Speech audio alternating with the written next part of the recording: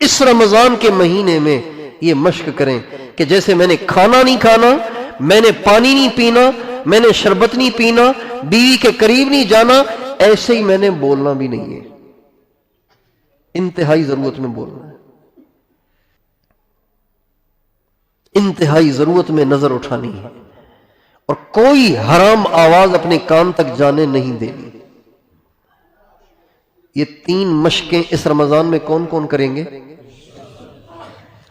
اگر رمضان کے روزوں کا مزہ نہ آئے تو جو کہنا وہ کہنا۔ یہ کتنے کام ہو گئے؟ کہہ رہے ہیں 6 کام ہو گئے، 3 ہوئے نا، ایک دعا مانگنی ہے، ایک قرآن کے ختم کرنے ہیں، دوسری یہ، تیسری یہ ہو گئی، یہ 3 کام ہو گئے۔ چوتھا کام جو اس دفعہ رمضان میں کرنا ہے، شاید رمضان سے پہلے ہماری ملاقات نہیں ہوگی اس لیے میں یہ باتیں کر رہا ہوں، چوتھا کام جو ہمیں کرنا ہے وہ یہ کرنا ہے کہ رمضان میں اپنے معمولات میں بالکل لاغا نہیں کرنا۔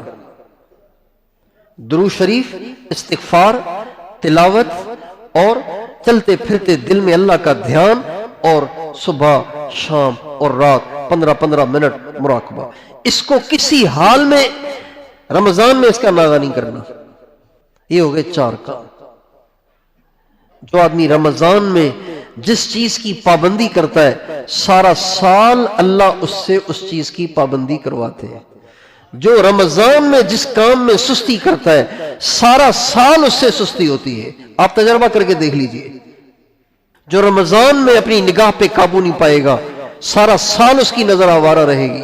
جو رمضان میں بری چیزیں دیکھے گا سارا سال دیکھے گا، جو رمضان میں بری آوازیں سنے گا سارا سال سنے گا، اور جو رمضان میں طبیعت میں اس کے انتشار ہوگا نا، کبھی درود شریف ہو گیا استغفار رہ گیا، کبھی استغفار ہو گیا درود شریف رہ گیا، کبھی چلتے پھرتے پڑھ لیا، کبھی بیٹھ کے پڑھ لیا، کبھی کسی وقت مراقبہ کر لیا، کبھی کسی وقت کر لیا، یہ ہے طبیعت کا انتشار۔ جس کے رمضان میں طبیعت میں انتشار رہے گا سارا سال اس کا انتشار رہے گا، سارا سال۔ اور جس کی طبیعت میں رمضان کے مہینے میں یکسوئی رہے گی سارا سال اس کی طبیعت میں یکسوئی رہے گی۔ تو چوتھا کام یہ کرنا ہے کہ رمضان میں اپنے اعمال کو مقرر وقت پہ کرنا ہے، اس میں ناغہ نہیں کرنا۔ کتنے کام ہو گئے؟ 5واں کام یہ ہے کہ رمضان میں اپنے ماتحتوں کی مشقت کو گھٹانا ہے، اپنے ماتحتوں کی مشقت کو گھٹانا ہے۔ اگر آپ دکاندار ہیں، آپ کی دکان پہ ملازم کام کر رہے ہیں، آپ ان کے گھنٹے کم کر دیں۔ مغرب پہ جاتے تھے، اب ان کو آپ 4 بجے بھیج دیا کریں۔ ظہر پہ بھیج دیں تو سب سے اچھا 4 بجے بھیج دیں، تاکہ وہ جا کے گھر میں گھر والوں کو افطاری خرید کے دے، کوئی آرام کر لے، کوئی لیٹ لے، کوئی قرآن پڑھ لے ماتحتوں پر۔ اور آپ کے گھر میں جو آپ کی والدہ ہیں، آپ کے جو اور آپ کی جو اہلیہ ہیں، اور آپ کے گھر میں جو بچیاں ہیں، ان کا کام کم کریں۔ یہ سارے ماتحت ہیں جو ہمارے کام کرتے ہیں۔ ماں تو ماتحت نہیں ہے، لیکن گھر کے کام کاج وہ بھی کرتی ہے۔ ان کے کام کم کریں، ان کی مشقتیں کم کریں۔ یا تو ان کی مشقت کو کم کریں، خود ان کا ہاتھ بٹوا کر، یا ان کی مشقت کو کم کریں، ایک ان کو ماسی رکھ کر دیں۔ ویسے روٹی بھی وہ پکاتی ہیں، سالن بھی وہ پکاتی ہیں، اب آپ ماسی رکھ لیں، روٹی وہ پکا لے، سالن یہ پکا لے، کپڑے یہ دھو لے، ماسی دھو لے، ان کی مشقت کو کم کریں۔ یہ رمضان کے مہینے میں کرنا ہے، اور یہ میں نہیں کہہ رہا، یہ نبی اکرم صلی اللہ علیہ وسلم کی ہر روزے دار کو وصیت ہے اور نصیحت ہے، ہر مسلمان کو نصیحت ہے۔ رمضان میں اپنے ملازمین اور اپنے کام کرنے والوں کی مشقت کو کم کریں۔ جو اسکولوں میں ٹیچر ہیں، ہیڈ ماسٹر ہیں، وہ بچوں کی پڑھائی کو کم کریں۔ جو مدرسوں میں پڑھاتے ہیں، وہ مدرسے کے بچوں کی پڑھائی کو کم کریں۔ جو مہتمم ہیں، وہ اساتذہ کے اوقات کو کم کریں۔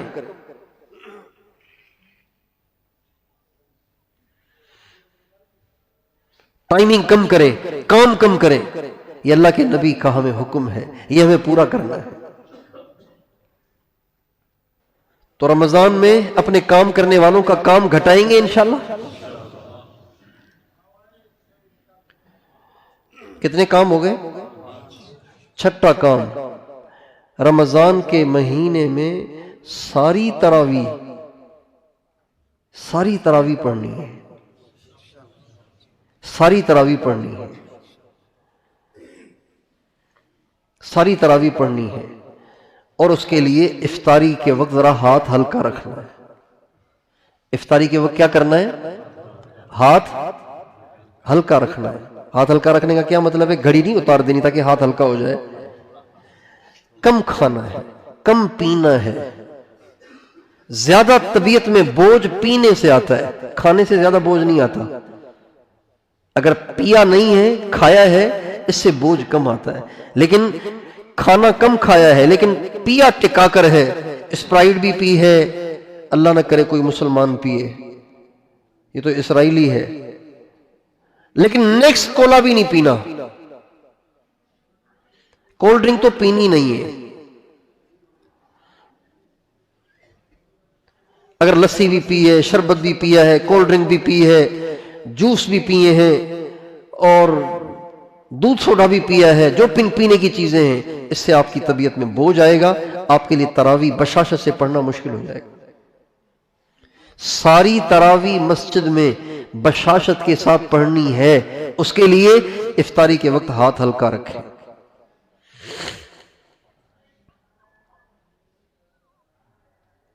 میں نے اپنے بزرگوں میں سے، اپنے بڑے بزرگوں میں سے ایک بزرگ سے کہا کہ جی میرا وضو نہیں ٹھہرتا، میں کیا کروں اس کے لیے؟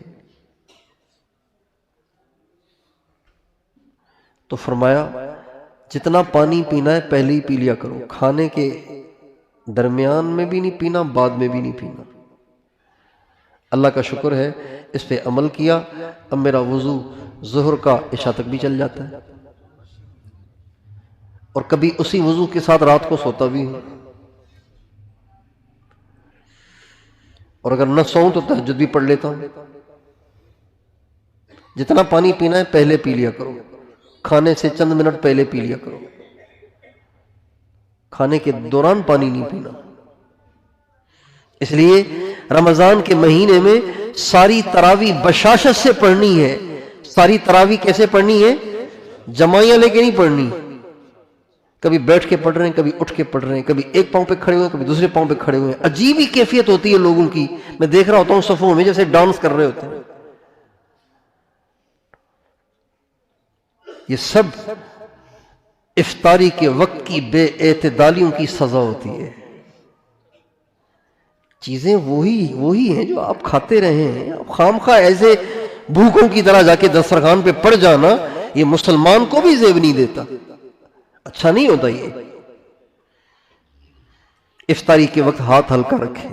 اگر آپ کہیں کہ افطاری کا نظام کیا ہونا چاہیے جس سے صحت بھی صحیح رہے اور روحانی کیفیت بھی اچھی رہے، تراویح میں بھی بشاشت رہے، تو کہو تو میں سنا دیتا ہوں آپ کو. ہیں اگر آپ کہیں کہ جی طبیعت میں بشاشت رہے تو افطاری کا انداز کیا ہونا چاہیے، اگر آپ فرمائیں تو میں عرض کر دیتا ہوں. یہ طریقہ اس کا عرض کر دوں. اذان ہو جائے تو ایک کھجور منہ میں ڈال دیں. کتنی کھجوریں؟ ایک کھجور کھا کے جو افطاری کی دعا ہے وہ پڑھیں اور اذان کا جواب دیں. اگر اذان ہو رہی ہے تو اذان کا جواب دیں. اور پھر اس کے بعد چند گھونٹ پانی، پورا گلاس نہیں، چند گھونٹ پانی پئیں. زیادہ ٹھنڈا نہیں، معتدل ٹھنڈا. زیادہ ٹھنڈا نہیں، یک ٹھنڈا نہیں، معتدل ٹھنڈا. لیکن آدھا گلاس یا اس سے بھی کم، پورا گلاس نہیں. لیکن یہ جو آدھا گلاس بھی پینا ہے وہ ایک ہی گھونٹ میں نہیں پینا، 3 5 7 گھونٹوں میں پینا ہے. چسکیوں میں، تھوڑی سی، تھوڑا سا، تھوڑا سا، تھوڑا سا، تھوڑا سا، اس طرح سے.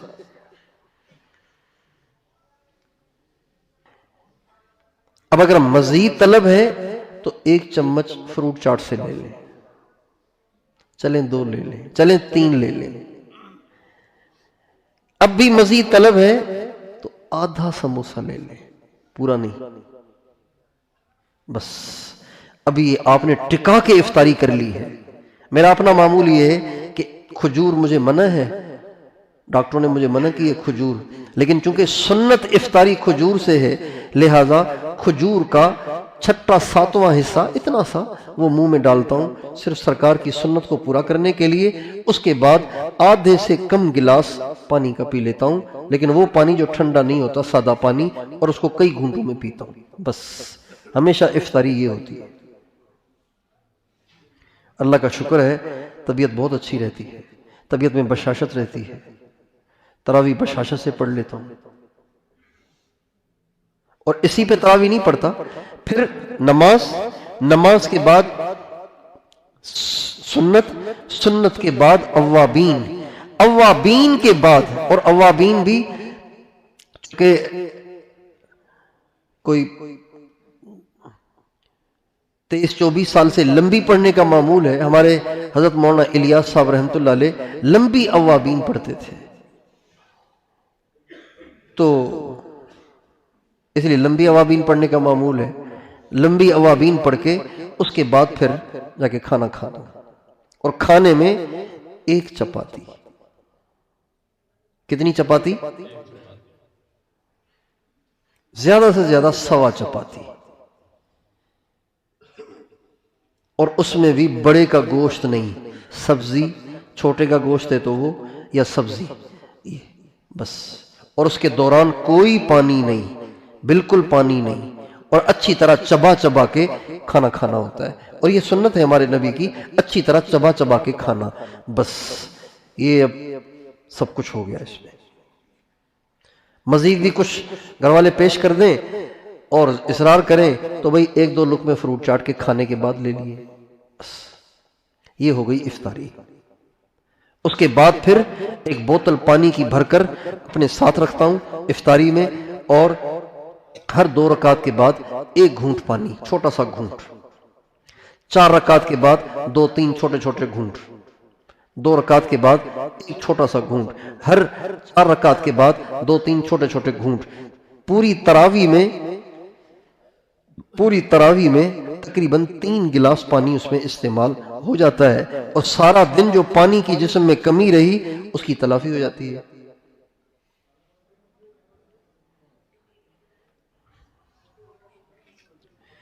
اور افطاری میں، سحری میں سالن سے کوشش کرتا ہوں بچوں، کڑوا سالن خاص طور پر اس سے بچوں، کیونکہ اس سے تیزابیت پیدا ہوتی ہے، سارا دن ڈکاریں آتی ہیں اور معدہ بھی خراب ہو جاتا ہے، کیونکہ پھر اس سالن کی گرمائش کو کم کرنے کے لیے پانی بھی نہیں پینا ہوتا سارا دن، تو اب کیسے پھر تم حرارت پیدا ہوتی ہے۔ مجھے ایک ساتھی نے کہا کہ جی رمضان میں مجھے شہوت زیادہ ہوتی ہے، پتہ نہیں کیا مسئلہ ہے، رمضان میں مجھے شہوت، بھئی روزہ رکھنے سے تو شہوت ٹوٹنی چاہیے، رمضان میں مجھے شہوت زیادہ ہوتی ہے۔ میں نے کہا آپ سحری افطاری میں کڑوا سالن بند کریں، ماشاءاللہ بالکل ٹھیک ہو گیا۔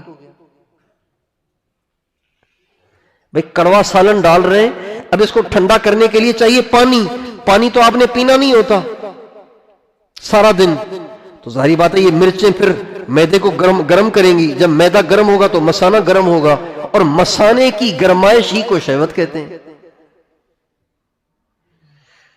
یہ سب بے اعتدالی کا نتیجہ ہے۔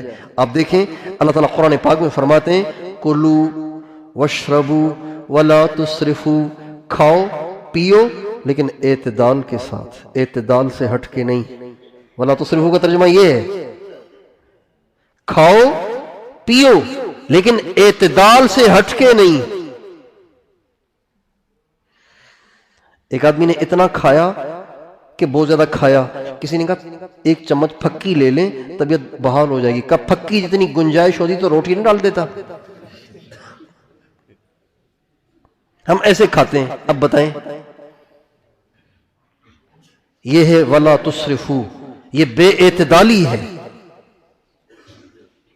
یہ جتنے بلڈ پریشر کے شوگر کے مریض ہیں یہ سارے اپنی زندگیوں میں غور کریں، ان کی پچھلی زندگیوں میں کھانے پینے میں بے اعتدالیاں ہیں جس کی وجہ سے یہ مسائل ہیں۔ کوئی ہوتا ہے جس کو جدی پشتی شوگر چل رہی ہے، جو جدی پشتی بلڈ پریشر چل رہا ہے، لیکن جدی پشتی کسی کو بھی نہیں ہوتا، یا تو ان کے دادا نے یا تو ان کے والد نے بے اعتدالی کی تھی اب ان کی طرف منتقل ہو گئی، یا ان کے دادا نے بے اعتدالی کی ان کی طرف منتقل ہو گئی، یا ان کے پردادا نے بے اعتدالی کی جو اب چل رہی ہے، اب پتہ نہیں کب تک چلے گی۔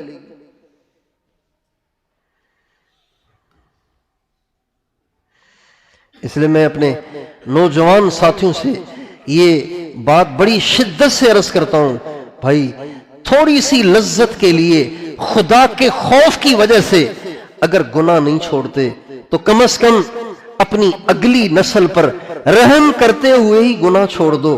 اس لیے کہ اگر جوانی میں آپ نے جوانی ضائع کی تو آپ کے نطفے سے جو اگلی نسل بنے گی نا وہ ناقص اور معذور بنے گی۔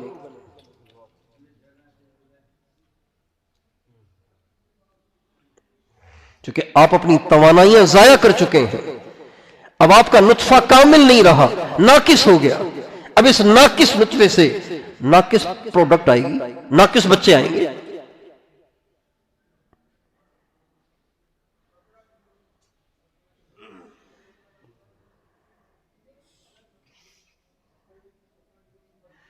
مٹیریل ناقص ہوگا تو پلستر اچھا ہوگا یا ناقص ہوگا؟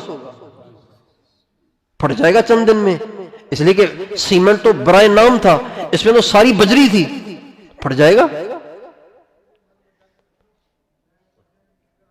تو جتنے نوجوان اپنی جوانیاں تھوڑی سی لذت کی وجہ سے ضائع کر دیتے تو ان کے نطفے میں سیمنٹ نہیں ہوتا، بجری ہوتی ہے، اور ان کی آگے ساری نسل ناقص چلتی چلی جاتی ہے۔ اب ان کے بچے ناقص ہوں گے، ان ناقص بچوں کے آگے بچے ان سے بھی ناقص ہوں گے، ان کے بچے آگے ناقص ہوں گے، اپنی پوری نسل کی بربادی کا ذریعہ بن گیا یہ نوجوان جس نے تھوڑی سی لذت کے لیے اپنی جوانی ضائع کر دی۔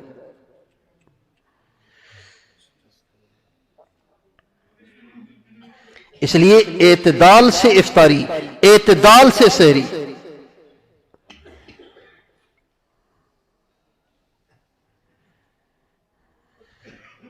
اپنے آپ پہ کنٹرول کرنا سیکھیں۔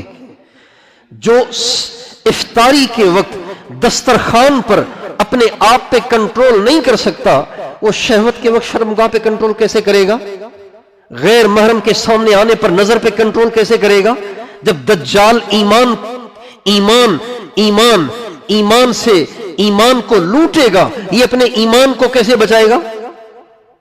جو اپنے آپ پہ دسترخوان پہ کنٹرول نہیں کر سکتا وہ ایمان کیسے بچائے گا؟ ہمارے حضرت شیخ الحدیث مولانا محمد زکریا صاحب رحمۃ اللہ علیہ فرمایا کرتے تھے جو اپنی چیزوں کی حفاظت نہیں کر سکتا وہ اپنے ایمان کی حفاظت بھی نہیں کر سکتا۔ بہت سے لوگ ہوتے ہیں کوئی چیز یہاں رکھی، کوئی چیز وہاں رکھی، کوئی چیز وہاں رکھی، گم ہو گئی۔ عام طور پہ مدرسے کے طلباء میں یہ لاپرواہی ہوتی ہے، گھر سے لاتے ہیں 5 جوڑے اور واپس لے جاتے ہیں 4.5 جوڑے۔ 4.5 جوڑے سے مراد ایک پورا جوڑا غائب، ایک شلوار غائب۔ سکھانے رکھی تھی بس اٹھائی نہیں، آندھی آئی اس نے اڑا دی، وہ باہر گر گئی، کوئی اٹھا کے لے گیا، بات ختم ہو گئی۔ جو اپنی چیزوں کی حفاظت نہیں کر سکتا وہ اپنے ایمان کی بھی حفاظت نہیں کر سکتا۔ اس لیے اپنے آپ پہ کنٹرول سیکھیں، اپنے اندر کنٹرول پیدا کریں، گرپ پیدا کریں۔ ہمارے حضرت مولانا نذر الرحمان صاحب اللہ تعالیٰ ان کو کامل صحت اور عافیت والی اور لمبی زندگی دے، 100 سال کے ہو گئے ماشاءاللہ۔ کتنے سال کے ہو گئے؟ اللہ کا شکر ہے۔ وہ فرمایا کرتے تھے صبر یہ مسلمان کی بریک ہے، بریک ٹائٹ ہونی چاہیے، لوز نہیں ہونی چاہیے ورنہ ایکسیڈنٹ ہو جائے گا۔ جن گاڑیوں کی بریک لوز ہو ان کا حادثہ ہو جاتا ہے، وہ روکتے ہیں، رکتی نہیں ہے۔ صبر بریک ہے، یہ صبر ہوگا تو نظر کو جھکا سکے گا، صبر ہوگا تو زبان کو لگام دے سکے گا، صبر ہوگا تو شرمگاہ کو روک سکے گا، صبر ہوگا تو حرام سے اپنے آپ کو بچا پائے گا، صبر ہوگا تو خواہشات کی وجہ سے کبھی اپنے ایمان کا سودا نہیں کرے گا۔ بے صبری ہے بس۔ کہیں ٹریفک جام ہو جائے نا تو آپ حشر دیکھیں ہماری قوم کا کیا ہوتا ہے، کوئی ادھر سے گھستا ہے، کوئی ادھر سے گھستا ہے، پہلے ایک لائن جاری ہوتی ہے، پھر چار چار لائنیں بن جاتی ہیں، پھر چار لائنوں کے بعد ایک اور آتا ہے کہ پانچویں لائن ادھر سے بنا دیتا ہے، اور جو ٹریفک 2 منٹ میں کلیئر ہونی چاہیے تھی وہ 2 گھنٹے تک پھنسی رہتی ہے، صرف بے صبری کی وجہ سے۔ گھر کیوں اجڑتے ہیں؟ بے صبری کی وجہ سے۔ طلاقیں کیوں ہوتی ہیں؟ بے صبری کی وجہ سے۔ تو بھائی ہمارے نبی کا ارشاد ہے رمضان کا مہینہ صبر کا مہینہ ہے۔ رمضان کا مہینہ کیا ہے؟ کیا مطلب؟ یہاں پہ کوئی امریکہ آ کے رمضان کے مہینے میں بم برسائے گا پھر ہم صبر کریں گے؟ صبر کا کیا مطلب؟ یہی صبر ہے، کھانے سے صبر، پینے سے صبر، بیوی کے پاس جانے سے صبر، زبان کا صبر، آنکھ کا صبر، کان کا صبر، اور کھانے میں بے اعتدالی سے صبر۔ افطاری کے وقت اگر کسی نے سارا دن تقوی اور پرہیزگاری کا گزارا ہو تو وہ کبھی بے اعتدالی کا مظاہرہ نہیں کرے گا، لیکن جس کو روزہ لگ رہا ہو، گناہ کی ہے روزہ لگ رہا ہے، تو اب وہ کہے گا اس دسترخوان پہ کوئی ہو ہی نہیں۔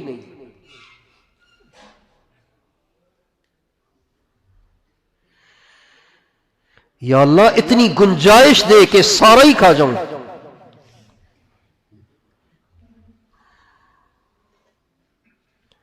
ہمارے ایک ساتھی جب کھانے میں بیٹھتے تھے تو پیٹ کی طرف اشارہ کر کہتے اللہم بارک لنا فیہا، بستی کی دعا، پیٹ کی طرف، یا اللہ اس میں برکت دے، یعنی اتنی اس میں گنجائش دے دے کہ سارا ہی اس میں آ جائے۔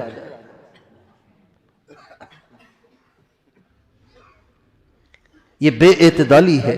کلو واشربو ولا تسرفو، کھاؤ منع نہیں ہے، پیو منع نہیں ہے، لیکن بے اعتدالی مت کرو۔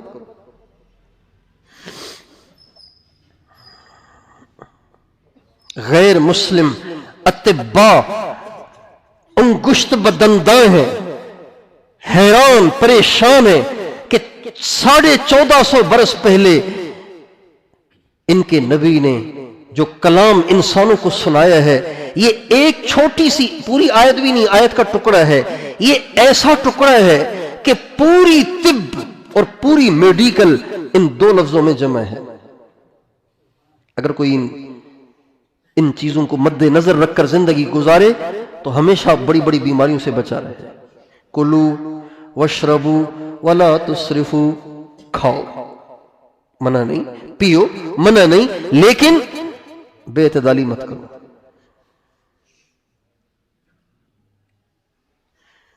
بعض میٹھے میں بے اعتدالی کرتے ہیں، بعض کڑوے میں بے اعتدالی کرتے ہیں، بعض کھانے میں بے اعتدالی کرتے ہیں، بعض پینے میں بے اعتدالی کرتے ہیں، بعض نگلنے میں بے اعتدالی کرتے ہیں، چباتے بھی نہیں، منہ میں ڈالتے رہتے ہیں اور اندر گھسیڑتے رہتے ہیں، منہ میں ڈالتے رہتے ہیں گھسیڑتے۔ بھائی چبا کے کھانا ہے، سنت ہے ہمارے نبی کی، چبا کے کھانا سنت ہے۔ اس طرح سے اگر آپ سحری اور افطاری کریں گے تو یہ رمضان کے روزے سارا سال صحت مند رہنے کا ذریعہ بن جائیں گے۔ ہم گئے ایک علاقے میں، وہاں ہمارے سندھ کے سارے بڑے بڑے ارب پتی قسم کے جو ہندو ہیں وہ وہاں رہتے ہیں۔ تو ایک دفعہ جانا ہوا تو مجھے وہاں کے علاقے والوں نے بتایا یہ جو ہندو ہیں نا یہاں پہ بڑے بڑے بنگلے انہوں نے وہاں بنائے ہیں، ارب پتی کھرب پتی جو بنیے ہیں جو ہندو ہیں وہ وہاں رہتے ہیں۔ تو علاقے والوں نے بتایا کہ ماشاءاللہ یہاں کے جو ہندو ہیں، میں نے ان سے ویسے ہی پوچھا، میں نے کہا یہ ہندوؤں کا کیا حال ہے، یہ کیا ان پہ کوئی محنت آپ کرتے ہیں، کوئی ان کی ذہن سازی ہو رہی ہے، کوئی ان سے میل ملاقات ہوتی ہے؟ کہنے لگے کہ ضمناً بات آ گئی ہے، آپ سارے، ہم سارے سندھ کے رہنے والے ہیں نا، سندھ میں کافی ہندو ہیں، باگڑی بھی ہندو ہیں، باگڑی بھی غیر مسلم ہیں، کولی بھی غیر مسلم ہیں، اور مینگواڑ بھی غیر مسلم ہیں اور بہت ساری غیر مسلم قومیں ہمارے پاس رہتی ہیں، ہم ان سب کو پیار محبت سے دین اور اسلام کے قریب کرنے کی کوشش کریں۔ یقین جانیے یہ جو غیر مسلم ہے نا، ایک غیر مسلم ہے اسرائیل والے، تو خدا کرے ان پہ اللہ کا قہر نازل ہو۔ یہ جو ہمارے والے ہیں نا، یہ بیچارے اگر اسی حال میں مر گئے تو کبھی بھی دوزخ سے نہیں نکلیں گے، ہمیشہ دوزخ میں جلیں گے، کروڑوں برس گزر جائیں گے، یہ دوزخ سے باہر نہیں نکلیں گے۔ اس لیے کہ جنت میں جانے کے لیے توحید شرط اول ہے، ختم نبوت کا اقرار شرط اول ہے، اس کے بغیر نہیں جائے گا کوئی بھی، چاہے کتنا سخی ہو، چاہے کتنا رحم دل ہو، چاہے کتنا خوش اخلاق ہو، چاہے کتنا سخی ہو، جنت میں نہیں جائے گا۔ اس لیے کہ جنت میں جانے کے لیے اللہ تعالیٰ نے شرط قرار دیا ہے توحید اور ختم نبوت کو۔ ایک آدمی بہت مالدار ہے، بہت مالدار ہے اور بڑا سخی ہے، بڑا عبادت گزار ہے اور امانت دار آدمی ہے، اس نے سعودی عرب جا کے وہاں جا کے بھاگ نہیں جانا بلکہ اس نے واپس آنا ہے، امانت دار آدمی ہے، لیکن اس کے پاسپورٹ پہ نا ویزا نہیں ہے سعودیہ کا۔ سعودیہ کی طرف سے شرط ہے ویزا لگائے بغیر آپ انٹر نہیں ہو سکتے۔ تو کوئی کہے کہ جی مجھ سے آپ قسم لے لو میں واپس آؤں گا، مجھ سے قسم لے لو میں کوئی چوری نہیں کروں گا، میں قرآن سر پہ اٹھا کے کہتا ہوں، شیخ سلمان کو ویڈیو کال کر کے کہے کہ میں قرآن سر پہ اٹھا کے کہتا ہوں میں سعودیہ عرب میں باقی نہیں رہوں گا، واپس آ جاؤں گا اور میں وہاں کوئی غلط کام نہیں کروں گا، اور میں بلکہ وہاں کے غریبوں پہ مال بانٹوں گا، اور میں سارا دن حرم میں رہوں گا، کوئی پل ضائع نہیں کروں گا۔ وہ کہیں گے ساری باتیں ٹھیک ہیں، ویزا تو ضروری ہے، اس کے بغیر آپ اندر نہیں آ سکتے۔ ان اللہ لا یغفر ان یشرک بہ ویغفر ما دون ذلک لمن یشاء۔ اللہ تعالیٰ فرماتے ہیں شرک معاف نہیں کروں گا مرنے کے بعد، مرنے سے پہلے وہ بھی معاف ہے، مرنے کے بعد شرک معاف نہیں کروں گا، باقی سارے گناہ چاہوں تو معاف کر سکتا ہوں۔ توحید اور ختم نبوت کا عقیدہ یہ شرط ہے جنت میں جانے کے لیے۔ ابھی جتنے ہیں بیچارے توحید سے بھی نابلد ہیں اور ختم نبوت کو بھی نہیں جانتے، کوئی بیچارے اسی حال میں مریں گے، سارے دوزخ میں جائیں گے۔ ہمیں اپنے علاقے میں ان تمام غیر مسلموں کے پاس آتے جاتے رہنا چاہیے، ان سے اچھے اخلاق برتنے چاہیے، ان سے خوش اخلاقی کا رویہ رکھنا چاہیے اور پیار محبت سے ان کو دین کے قریب کرنا چاہیے۔ ہم کوئی ممبرشپ نہیں کر رہے، ہم کوئی پارٹی نہیں بنا رہے کہ اگر ہم نے 10 مسلمان کر دیے تو ہمیں اس کی کوئی اسکالرشپ ملے گی، ہمیں کوئی فنڈنگ ملے گی، ہمیں کوئی انعام ملے گا۔ نہیں، یہ دوزخ سے بچ جائیں اس لیے ہم ان کو اسلام کے قریب کر رہے ہیں۔ تو اپنے اپنے علاقوں میں جہاں کہیں غیر مسلم رہتے ہیں، بہت سے لوگ ہیں ان کے پاس جو کام کرنے زمین پہ جو کام کر رہے ہیں وہ غیر مسلم ہیں، آپ ان کو پیار دیں گے، خدا کی قسم وہ ہمیشہ کے لیے دوزخ سے بچ جائیں گے۔ اور ہمارے نبی نے حضرت علی سے فرمایا علی لَأَن يَهْدِيَ اللَّهُ بِكَ رَجُلًا وَاحِدًا خَيْرٌ لَكَ مِنْ حُمْرِ النَّعَمِ اور خَيْرٌ لَكَ مِمَّا طَلَعَتْ عَلَيْهِ الشَّمْسُ۔ علی آپ کے ذریعے سے ایک آدمی اسلام میں داخل ہو جائے یہ ساری دنیا کی دولت سے زیادہ بہتر ہے۔ ایک آدمی کو 10 ایکڑ کوئی ہدیہ کر دے، 10 ایکڑ ہدیہ، آباد زمین ہدیہ کر دے، اس میں باغات ہیں سارے، لکھ کر اس کو ہدیہ کر دے، اور ایک آدمی کسی غیر مسلم کو کلمہ پڑھا دے، اس کو بڑا انعام ملا ہے، اس کو تو کچھ بھی نہیں ملا۔ 10 ایکڑ تو بہت تھوڑے ہیں، ساری دنیا بھی مل جائے وہ بھی تھوڑی ہے، ایک آدمی کا کلمہ پڑھ لینا یہ اس سے بہتر ہے۔ اور ہمارے ہاں تو اتنے نرم ہیں کچھ نہ پوچھو۔ مجھے ہمارے محلے کے ساتھی ان کے ہاں بچہ ہوا تو وہ مجھے لے کر گئے ہسپتال کہ ہمارا بچہ اس میں ہے، نرسری میں ہے، مشین میں ڈال دیتے نا بچہ، بعض دفعہ جلدی پیدا ہوتا ہے یا کوئی مسئلہ ہوتا ہے یا نمونیا ہوتا ہے بچے کو تو اس کو مشین میں ڈال دیتے ہیں۔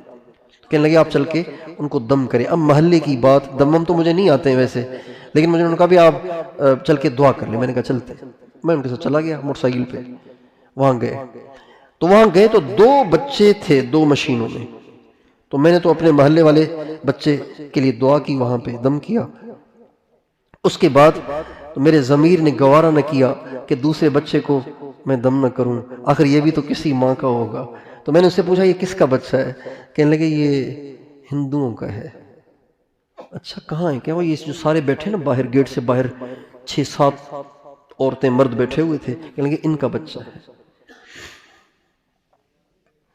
تو میں نے کہا کوئی نہیں، آخر کسی ماں کے جگر کا ٹکڑا تو ہے نا، تو دم تو کرنا چاہیے، دعا تو کرنی چاہیے. چنانچہ میں اس پہ دم کرنے لگا تو اس نے ایک دم سامنے پردہ ڈال دیا. میں نے کہا پردہ کیوں ڈال رہے ہیں؟ کہا وہ دیکھ نہ لینا، وہ برا منائیں گے. میں نے کہا نہیں، آپ پردہ ہٹائیں، ان کو دیکھنے دیں.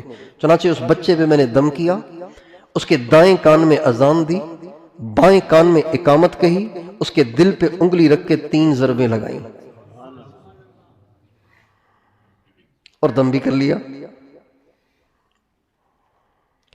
ہمارے مشائخ کا قول ہے جس کے دل پہ انگلی رکھ کر کسی صاحب نسبت نے اللہ کا نام لے لیا، کچھ بھی ہو، چاہے زندگی گناہوں میں گزری ہو، مرتے وقت اس کی زبان پہ اللہ کلمہ جاری کر دیں گے.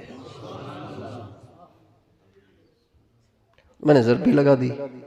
بہرحال اب وہ جو کمپاؤنڈر تھا جو کھڑا ہوا تھا وہاں پہ، وہ پریشان ہو رہا تھا کہ یہ کیا کر رہے ہیں یار، کیا کہوں میں مولانا صاحب کو، وہ کیا کہیں گے ہندو. میں نے کہا آپ پریشان نہ ہو، وہ کچھ بھی نہیں کہیں گے، میں کوئی غلط کام نہیں کر رہا ہوں.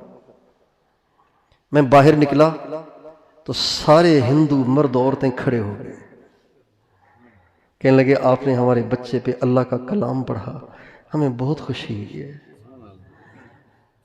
تو میں نے کہا ایک بات میں بھی کہوں. کہاں کہیں؟ میں نے کہا یہ بچہ ہندو نہیں ہے، یہ بچہ مسلمان ہے. میں نے اس کو کلمہ پڑھا دیا ہے، میں نے اس کے کان میں اللہ کا نام بھی لے لیا ہے، اس کے دوسرے کان میں اقامت بھی کہہ دی ہے، اس کو دم بھی کر دیا ہے، اس کے دل پہ اللہ کا نام بھی لے لیا ہے. یہ اس کا نام ہے. اب میں تمہیں ہاتھ جوڑتا ہوں، اس کو اپنے جیسا ہندو نہ بنانا. اپنے جیسا کیا مطلب؟ آپ ہمیں بھی پڑھا دیں، ہم بھی پڑھ لیتے ہیں. وہ سارے کے سارے مسلمان ہو گئے. حضور کتنے خوش ہوئے ہوں گے، بولو نا، کتنے خوش ہوئے ہوں گے حضور کی امت کے اتنے افراد ہمیشہ کے لیے دوزخ سے بچ گئے. ابھی 2 دن پہلے کی بات ہے، 2 دن پہلے کی بات ہے. رات تو اپنی ہے نا ساری، یا آپ تھک رہے ہیں، اکتا رہے ہیں؟ رات اپنی ہے. رمضان میں ویسے ہی جاگنا ہے، ابھی سے مشق کر لیں. ہمیشہ میں کوشش، میری نیت ہوتی ہے بیٹھنے سے پہلے 40 منٹ بعد 20 منٹ میں مراقبہ اور دعا، 1 گھنٹے میں فارغ. ہمیشہ یہ عزم لے کے بیٹھتا ہوں، لیکن ساتھ یہ بھی دعا کرتا ہوں یا اللہ جو تو چاہتا ہے وہ مجھ سے کہلوا، اور جیسے تو چاہتا ہے ویسے کہلوا. تو سوچ کے کچھ آتا ہوں، یہاں کچھ زبان پہ جاری ہو جاتا ہے. تو اللہ کی ذات سے امید رکھتا ہوں کہ انشاءاللہ اس میں فائدہ ہی ہوگا. تو آپ تک تو نہیں رہے نا؟ ابھی 2 دن پہلے کی بات ہے، میں گیا ہوا تھا باہر اپنے کسی رشتہ دار سے ملنے کے لیے. تو ہمارے ہاں جو مزار ہے وہاں سے ایک غیر مسلم نکل رہے تھے. تو میں گزرا تھا تو میں نے کہا میں بھی چلا جاتا ہوں فاتحہ پڑھنے، دعا کرنے کے لیے. تو میں چلا گیا وہاں.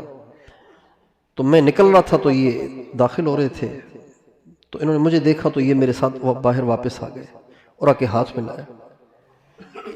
تو کہنے لگے کہ آپ سے ایک دعا کروانی ہے. میں نے کہا کیا؟ کہنے لگے میں ہندو ہوں. میں نے کہا کیا ہوا پھر؟ کہنے لگے دعا کروانی. میں نے کہا بتائیے. کہا میں تھوڑا سا نا رزق کے بارے میں پریشان ہوں.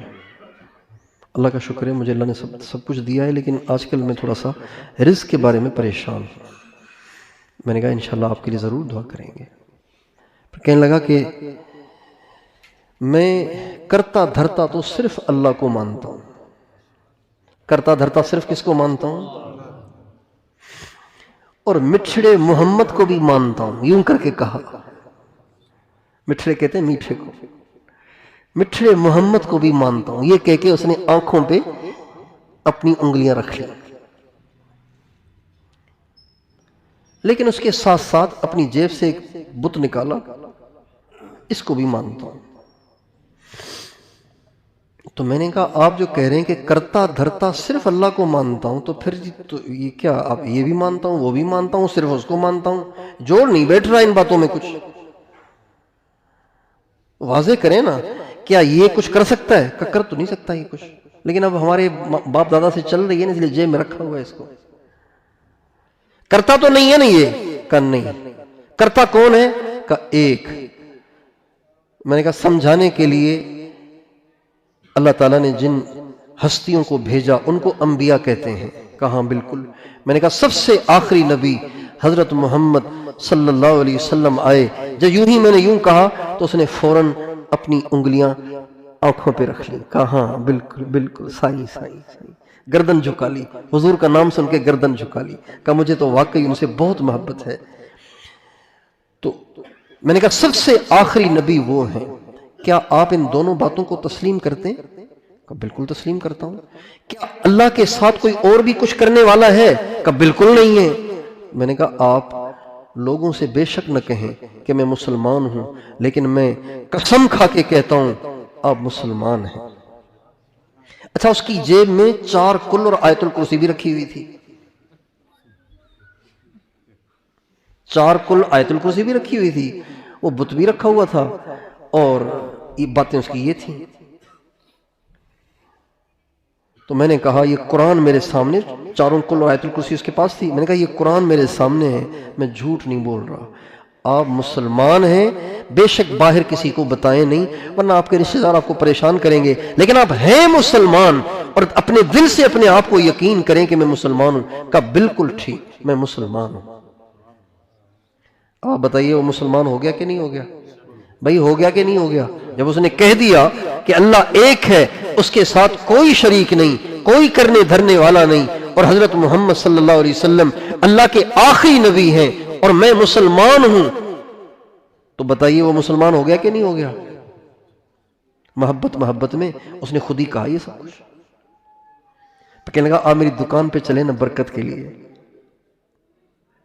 तो कहने लगा एक मसला बताएं, मैं जब भी परेशान होता हूं तो अल्लाह ताला से ये दुआ करता हूं, या अल्लाह मिठड़े मोहम्मद के सदके मेरा ये काम कर दे। तो ये दुआ करना सही है? मैंने कहा बिल्कुल सही है। तो ये जो हमारे यहां है ना, ये इसराइल वाले नहीं है, वो तो मारने के ही काबिल हैं, ये वाले रहम के काबिल हैं। हम इन पे रहम करें। अगर कहीं कोई ऐसे मिल जाए, उनको प्यार मोहब्बत से दीन के, अल्लाह के नबी के, आखिरत के करीब करें। और जरूरी नहीं है कि आप उनसे अशहदु अल्ला इलाहा इल्लल्लाह पांचों और छह कलमे पढ़ा दें, ये जरूरी नहीं है। उनका ये इकरार करना कि अल्लाह के सिवा किसी की इबादत नहीं करनी, करता धरता सिर्फ अल्लाह है, और हजरत मोहम्मद सल्लल्लाहु अलैहि वसल्लम अल्लाह के आखिरी नबी हैं, और आखिरत है, मरने के बाद उठाया जाएगा, हिसाब किताब लिया जाएगा। अगर वो इस बात को तस्लीम कर ले और जबान से भी कह दे, वो मुसलमान है। तो भाई गैर मुस्लिमों पे रहम करेंगे, उनको दीन के करीब करेंगे, किसी को न छोड़ें, रहम करें। कुत्ते को अगर आग लग जाए तो हम कहेंगे जलने दो, कुत्ता है। बोलिए हमें से कौन कहेगा भाई? कोई कहेगा? जलने दो, कुत्ता है, नापाक है, कोई भी नहीं कहेगा। भाई बचाओ, जानदार तो है ना। तो कोई गैर मुस्लिम अगर गैर मुस्लिम बनकर जिंदगी गुजार रहा है तो वो जहन्नम की तरफ जा रहा है, और ये हमेशा दोज़ख में जलेगा। आप कैसे कह रहे हैं? आप कैसे गवारा कर रहे हैं? हम श्रीलंका गए ना अभी 2 महीने पहले, तो एक साथी ने जो हमारे साथ थे, उसने कहा कि मैं अभी आ रहा था ना ऊपर, एक प्लाजे में हम ठहरे हुए थे, मैं ऊपर गया तो रिसेप्शन से गुजरा तो मेरे पास एक छोटी सी खुशबू की शीशी थी, तो मैंने, एक बुद्धिस्ट था, बुद्ध मत मजहब वाला, उसको मैंने वो ऐसे ही दे दी। मैं ऊपर चला गया, वापस आया तो मुझे कहने लगा कि आप मुसलमान हैं? कहा आप मुझे थोड़ा सा इस्लाम बताएं ना। چنانچہ وہ اسلام میں داخل ہو گیا صرف اتنی سی بات سے۔ یہ ہمارے بھائی سلیم صاحب بیٹھے، ان سے پوچھیں، ہم 2006 میں گئے، 2006 میں لوگ صرف دیکھ دیکھ کے ہمیں مسلمان ہوتے تھے، ہم نے کہیں غیر مسلموں میں تقریریں نہیں کی، صرف دیکھ کے کلمہ پڑھتے تھے، صرف دیکھ کے۔ یہ حلیہ اور یہ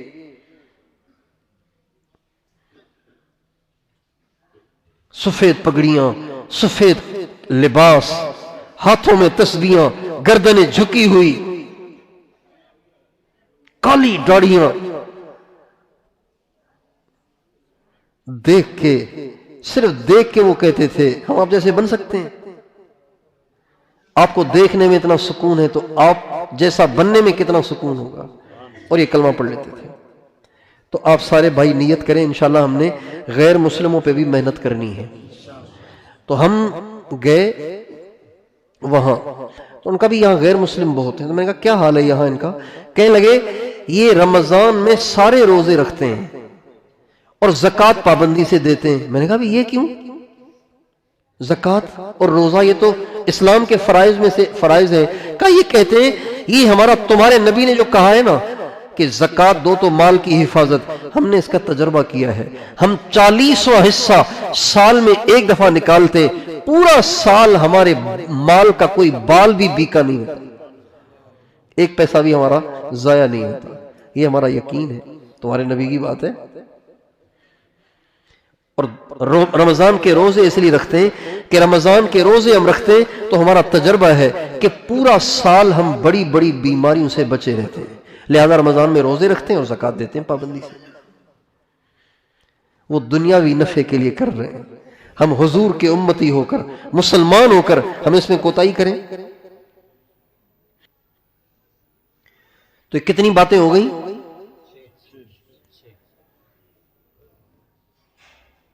کون سی چھٹی بات؟ تراویح پوری پڑھنی ہے اور اس میں بشاشت کے لیے کھانے میں اعتدال اختیار کرنا ہے۔ یہ باتیں ہو گئیں ٹوٹل 6۔ اور اگلی بات، افطار پارٹیوں سے بچنا ہے۔ کس سے بچنا ہے؟ ناجائز نہیں کہتا میں، ناجائز نہیں کہوں گا، لیکن افطار پارٹیوں کے چند نقصانات ہیں۔ ایک، مغرب کی جماعت مسجد کی رہ جاتی ہے۔ دوسری، عشاء میں بھی مشکل ہوتی ہے۔ تیسری، رمضان کے مقدس لمحات خام خواہ 2 روٹی کے پیچھے ضائع ہو جاتے ہیں۔ افطار پارٹیوں سے بچیں۔ آپ کو افطاری کرانی ہے، اس کے گھر روٹی بھیج دیں، سالن بھیج دیں، بریانی بھیج دیں، فروٹ چاٹ بھیج دیں، ساری چیزیں بھیج دیں، آپ کو پورا ثواب ملے گا۔ اپنے گھر میں ہی بلانا ضروری نہیں ہے۔ ان تمام شرائط کے ساتھ اگر افطار پارٹی کر سکتے ہیں تو کریں کہ مسجد میں جماعت، مغرب کی جماعت مسجد میں جماعت کے ساتھ ہو، تکبیر اولیٰ کے ساتھ ہو، اور پھر اتنی دیر پہلے ان کو فارغ کر لیں کہ آرام سے وضو پیشاب سے فارغ ہو کے اپنے محلے میں جہاں وہ مکمل قرآن سن رہے ہیں ان کا پارا رہ نہ جائے، ان کو وہاں پہنچ جائے، پھر افطار پارٹی کریں، ورنہ اس سے بچیں۔ ورنہ ان کی جتنی نیکیاں ضائع ہوں گی، ان کا قرآن آگے پیچھے ہوگا، ان کی نمازیں آگے پیچھے ہوں گی، ان کی جماعتیں ضائع ہوں گی، ان سب کا وبال آپ کے سر پہ ہوگا، اس لیے کہ آپ نے بلایا تھا انہیں۔ تو ان تمام باتوں کا اہتمام فرمائیں گے انشاءاللہ۔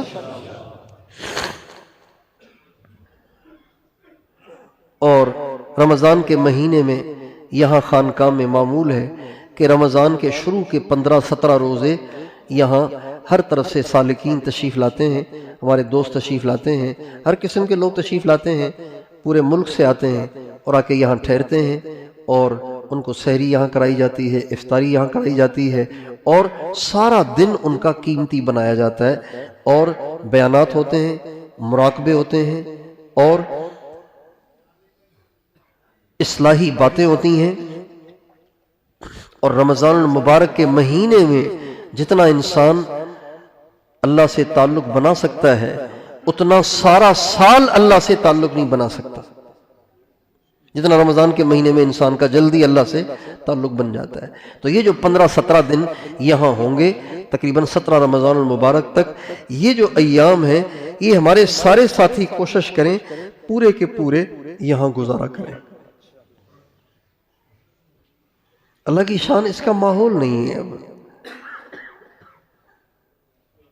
خانقاہوں میں جا کے اوقات گزارنا تاکہ میرا من پاک اور صاف ہو، اللہ سے تعلق بنے، اللہ سے محبت پیدا ہو، نبی کریم صلی اللہ علیہ وسلم سے محبت پیدا ہو، میرے اندر میں جتنی گندے امراض ہیں اور جتنی گندی میری عادتیں ہیں اللہ وہ میری ساری ٹھیک کر دے، اور میری ساری بری عادتیں چھوٹ کر میں ایک نیک مسلمان بن جاؤں، اللہ والا بن جاؤں. اس کے لیے میں کچھ عرصہ جا کے کسی خانقاہ میں گزاروں. اس کی طرف ذہن ہی نہیں جاتا. مجھے کئی ساتھی کہتے ہیں کہ جی گھر والوں سے کیا کہہ کے آئے؟ بھائی مدرسے جا رہے ہیں، بھائی کہاں جا رہے ہیں؟ پڑھنے جا رہے ہیں. تبلیغ میں جا رہے ہیں، کس لیے؟ بھائی دین سیکھنے جا رہے ہیں. خانقاہ میں کیا کہہ کے آئے؟ آپ کچھ آپ سمجھائیں نا، کیا کہہ کے آئے؟ کیا کرو گے وہاں پہ جا کے؟ بس وہاں جا رہے ہیں تربیت کے لیے. کہتے ہیں نہ ماں سمجھتی ہے نہ باپ سمجھتا ہے نہ کوئی ساتھی سمجھتا ہے. کیا کرو گے بھائی وہاں جا کے؟ اور بالکل یہی جب تبلیغ کا کام شروع ہوا تھا تو یہی لوگ کہا کرتے تھے اللہ یہاں نہیں ہے، وہاں جا کے کیا کرو گے؟ اللہ یہاں نہیں ہے کیا؟ ایک وقت تھا کہ ہمارے بزرگوں نے برس ہا برس خانقاہوں میں لگا کر اللہ سے اپنے تعلق کو ایسا مضبوط کیا کہ وہ زمانے کے ولی اللہ بن گئے. امام احمد بن حنبل رحمۃ اللہ علیہ فرماتے ہیں میں نے علم 10 سال سیکھا. علم کتنے سال سیکھا؟ لیکن ادب 30 سال سیکھا. ادب کتنے سال سیکھا؟ یعنی اچھے اخلاق، صحیح تربیت، اللہ سے تعلق، اس کو میں نے 30 سال سیکھا. 30 سال.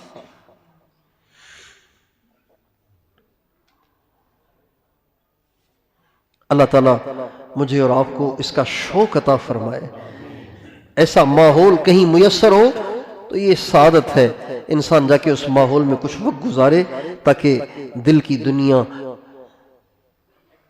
اللہ کی محبت سے آباد ہو اور اندر کی برائیاں ختم ہوں اور اللہ سے دن بدن تعلق میں اضافہ ہو. کوشش فرمائیں گے انشاءاللہ. اللہ تعالیٰ مجھے بھی آپ کو بھی ان تمام باتوں کو سمجھنے اور عمل کرنے کی توفیق عطا فرمائے. ابھی یہ بیان تو نہیں تھا، یہ تو رمضان سے متعلق کچھ ہدایات اور کچھ نصیحتیں تھیں. اب یہ کیسے یاد رہیں گی آپ کو؟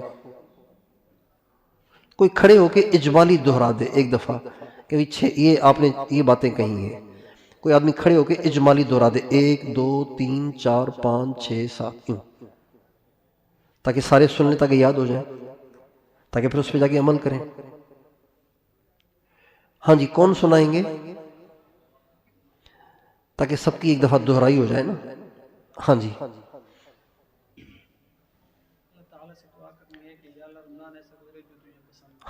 سب سے پہلا کام کہ ابھی سے دعا کریں یا اللہ رمضان ایسا گزروا جیسا تجھے پسند ہے. ایک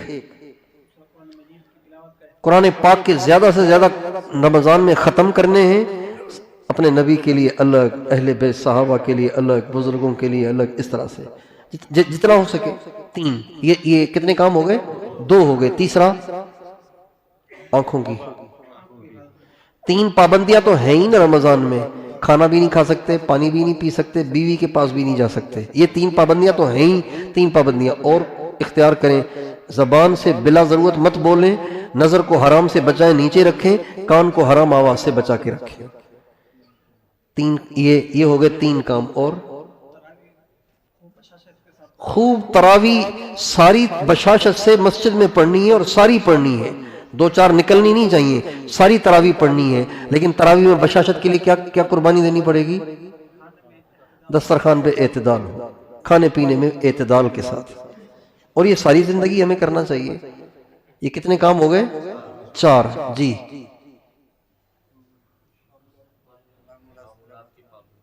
5واں کیا؟ معمولات کی رمضان میں پابندی کرنی ہے تاکہ سارا سال پابندی رہے. بالکل ناغہ نہیں کرنا. مراقبے کا ٹائم مقرر کریں. 15 منٹ صبح کو کس وقت کرنا ہے, 20 منٹ آدھا گھنٹہ صبح کو کس وقت کرنا ہے, ایسے ہی شام کو کس وقت کرنا ہے, ایسے ہی رات کو کس وقت کرنا ہے. مقرر کر لیں وقت, پھر اس پہ بیٹھ جائیں, چاہے کوئی بھی کام آ جائے. جی 5 ہو گئے. اور